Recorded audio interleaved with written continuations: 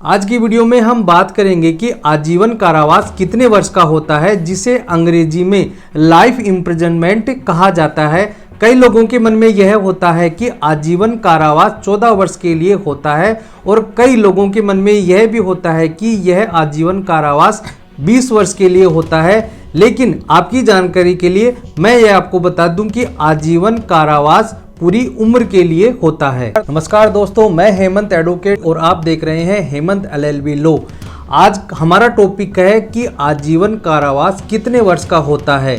आजीवन कारावास ना तो 14 वर्ष का होता है ना ही 20 वर्ष का होता है, यह पूरी उम्र के लिए आजीवन कारावास होता है। और कई लोगों के मन में यह भ्रांति रहती है कि दिन को एक दिन और रात को भी एक दिन माना जाएगा। यह गलत सोच है। आपको मैं यह बता दूं कि 24 घंटे का पूरा एक दिन होता है। ऐसा बिल्कुल भी नहीं है कि 24 घंटे को 2 दिन गिना जाए।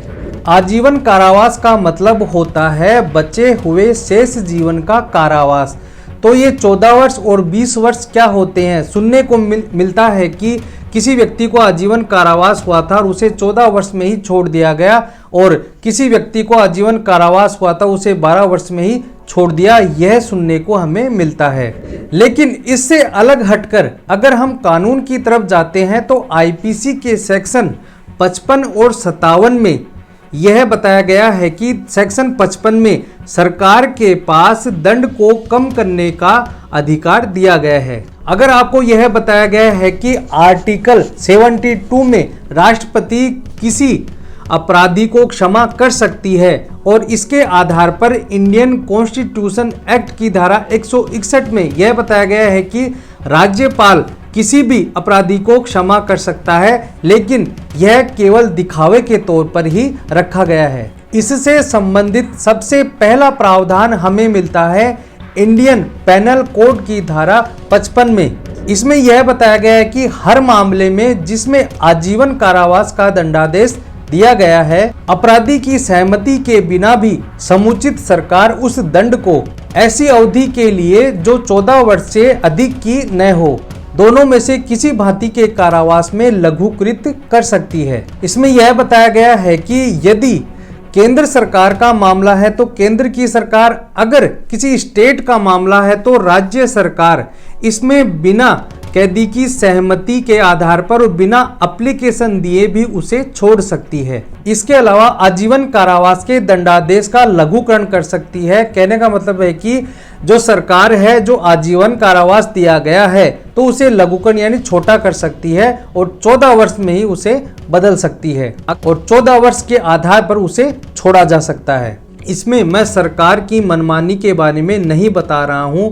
सरकार को अगर यह लगता है कि मुलजिम का व्यवहार जेल में बहुत अच्छा है, वह सुधर गया है, तो उसे वह सरकार छोड़ सकती है। आपने न्यूज चैनल पर यह सुना होगा कि 15 अगस्त और 26 जनवरी को कैदियों को छोड़ा जाता है उनके अच्छे व्यवहार के आधार पर। अब हम बात करते हैं कि आईपीसी के सेक्शन 57 में क्या बताया गया है। अगर कोई गणना करनी है तो आजीवन कारावास को 20 वर्ष के समान ही समझा जाएगा। मैं आपको दोबारा से बता दूं कि आजीवन कारावास का क्या मतलब होता है। शेष बचे हुए जीवन का कारावास, क्या सरकार उसमें छूट कर सकती है? तो आंसर है हाँ, सरकार उसमें 14 वर्ष से अधिक के कारावास में लघुकरण कर सकती है और उसकी गणना भी करती है। इसमें यह होता है कि जब मुलजिम के द्वारा जुर्माना नहीं दिया जाता है तो उसका कारावास बढ़ा दिया जाता है। कहने का मतलब है कि जो उसे सजा मिली है उसका 1/4 उसकी सजा बढ़ा दी जाएगी। आजीवन कारावास को और अच्छी तरह से समझने के लिए हम जानते हैं सीआरपीसी के सेक्शन 433 और 433A को। पहले तो मैंने आपको आईपीसी के प्रोविजन के बारे में बताया, अब आपको मैं सीआरपीसी के प्रोविजन के बारे में बता रहा हूं। तो सीआरपीसी 433 में यह बताया गया है कि सरकार जो आजीवन कारावास होता है उसको लघु कर सकती है, उसको छोटी कर सकती है, जिसमें 14 वर्ष से अधिक की सजा नहीं होगी। मतलब कि यदि सरकार किसी मुलजिम को माफ करना चाहती है तो 10, 11, 12, 13 साल में उसे छोड़ना पड़ेगा।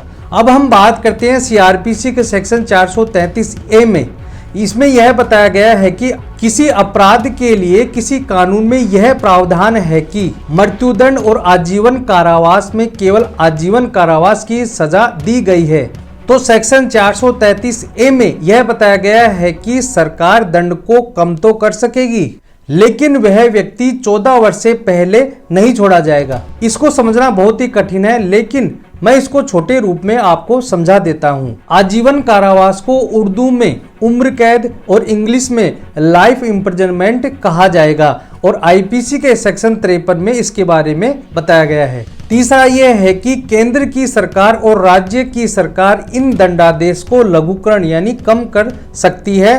कोर्ट ने जो आदेश दिया है, जो दंड दिया है, उनमें सरकार उन्हें कम करने का अधिकार रखती है। अब मैं आपको ध्यान से बता देता हूं कि उम्र कैद, आजीवन कारावास या लाइफ इम्प्रिजनमेंट क्या होता है। आप ध्यान से सुनना। सरकार, केंद्र सरकार और राज्य सरकार बिना अभियुक्त की सहमति के उसके दंडादेश को लघुकृत कर सकती है, कम कर सकती है। इसके लिए 2 शर्तें हैं। अगर किसी व्यक्ति को आजीवन कारावास से दंडित किया गया था तो सरकार को उसे 14 वर्ष से पहले छोड़ना होगा, लेकिन उस अपराध के लिए मृत्युदंड भी एक ऑप्शन था, लेकिन कोर्ट उसे आजीवन कारावास का दंडादेश देती है।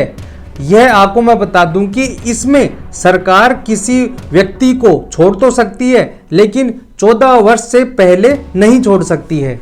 और इसके अलावा किसी आजीवन कारावास को जिसमें जुर्माना नहीं दिया गया है उसे 20 वर्ष की गणना के अनुसार समझा जाना चाहिए। और इसके अलावा उस आजीवन कारावास को किसी गणना में लेना हो तो उसे 20 वर्ष के समान समझा जाना चाहिए। तो दोस्तों आज के लिए इतना ही। मैं उम्मीद करता हूं कि आपको ये वीडियो समझ में आ गया होगा कि आजीवन कारावास कितने वर्ष का होता है और उसकी गणना किस हिसाब से की जाती है। वीडियो अच्छा लगा हो तो प्लीज़ इसे लाइक और शेयर करें और ऐसे ही वीडियो के लिए मेरे चैनल को सब्सक्राइब करें। धन्यवाद।